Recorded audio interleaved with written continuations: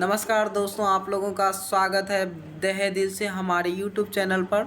और आज हम लोग देखेंगे प्रमुख शहर जो है प्रमुख नदियों के किनारे बसा हुआ है। जैसे कि आप लोगों को पता है, आगरा जो है यमुना नदी उत्तर प्रदेश के किनारे बसा है। यमुना नदी के किनारे ही दिल्ली बसा है। यमुना नदी के किनारे ही जो है आपका नई दिल्ली बसा हुआ है। और आगे देखते हैं दोस्तों, जैसे कि आपका अहमदाबाद साबरमती आश्रम साबरमती जो है आपका अहमदाबाद गुजरात में है, जो कि गुजरात में साबरमती आश्रम के साबरमती नदी के किनारे बसा हुआ है। इलाहाबाद गंगा नदी उत्तर प्रदेश, अयोध्या सरयू जो कि उत्तराखंड उत्तर प्रदेश में बसा हुआ है। उसके बाद बद्रीनाथ जो है गंगा नदी के किनारे उत्तराखंड में बसा हुआ है। कोलकाता हुगली नदी पश्चिम बंगाल के पास बसा हुआ है। उसके बाद पश्चिम बंगाल में बसा हुआ है। उसके बाद कटक महानदी के किनारे ओडिशा कहता है। नई दिल्ली यमुना, और उसके बाद डिब्रूगढ़ ब्रह्मपुत्र असम। उसके बाद फिरोजपुर जो है सतलज नदी पंजाब। उसके बाद गुवाहाटी ब्रह्मपुत्र नदी असम कहता है। हरिद्वार जो है गंगा उत्तराखंड है। उसके बाद आगे देखते हैं दोस्तों,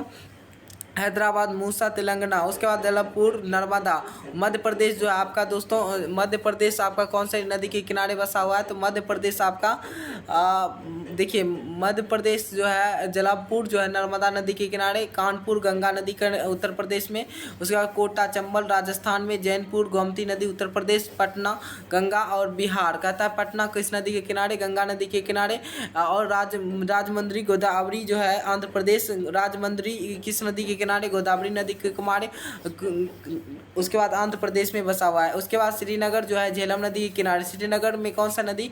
झेलम नदी जम्मू कश्मीर में है। सूरत ताप्ती नदी के किनारे गुजरात में बसा। तिरुचिरापल्ली जो है कावेरी नदी तमिलनाडु। उसके बाद विजयवाड़ा कृष्णा नदी के किनारे आंध्र प्रदेश में बसा हुआ है। विजयवाड़ा किसी कृष्णा नदी के किनारे। उसके बाद वडोदरा तो उसके बाद देख सकते हैं वडोदरा जो है आपका विश्वामित्र और गुजरात में बसा हुआ है। कब एक नज़र में है सब है कबर कहता है। जैसे कि अयोध्या सरयू नदी के किनारे, बद्रीनाथ अलकनंदा गोरखपुर राप्ती नदी उसे श्रीनगर, झेलम नदी इलाहाबाद, गंगा यमुना नदी के मथुरा, यमुना नदी के वाराणसी, गंगा नदी के किनारे लखनऊ, गोमती नदी जैनपुर, गोमती नदी सूरत, ताप्ती नदी दिल्ली, यमुना नदी हैदराबाद, मूसी नदी। उसके बाद आगरा यमुना नदी, कानपुर गंगा नदी, कोलकाता हुगली नदी, अहमदाबाद साबरमती नदी। उसके बाद हरिद्वार गंगा नदी, नासिक गोदावरी नदी, लुधियाना सतलज नदी, जबलपुर नर्मदा नदी, पटना जो है गंगा नदी के किनारे, फिरोजपुर जो है सतलज नदी, तुंगभद्र नदी और शोकवा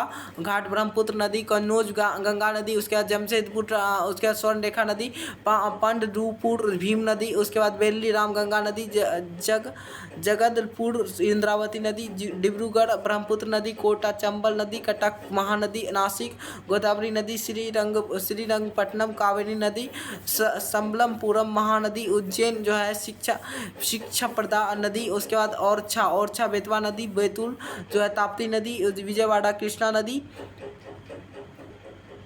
सबसे प्राचीन वेद कौन से हैं? तो ऋग्वेद है। भारतीय संगीत का जनक किसे कहते हैं? तो सामवेद को कहा जाता है। किस वेद को कहा जाता है? सामवेद को कहा जाता है। तंत्र मंत्र वेद वाला वेद किसे कहा जाता है? अर्थवेद को कहा जाता है। सबसे प्राचीन एवं सबसे पुराना किसे कहा जाता है? तो मत्स्य पुराण को कहा जाता है। सबसे प्राचीन पुराण किसे कहा जाता है? तो मत्स्य पुराण को कहा जाता है। सिंधु सभ्यता की लिपि क्या थी?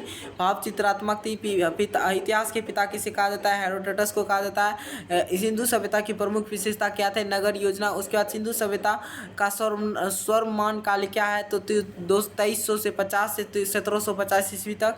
हड़प्पा का उत्खननकर्ता कौन थे? दयाराम साहनी 1921 ईस्वी में। सिंधु सभ्यता की प्रमुख फसल क्या थी? गेहूं और जौ। सत्यम जयती लिखे गए हैं मुंडको उपनिषद से। कहता है योग दर्शन का प्रवर्तक कौन थे? तो पतंजलि। कहता है सांख्यक दर्शन के प्रवर्तक कौन थे? उसके बाद आगे देखते हैं दोस्तों,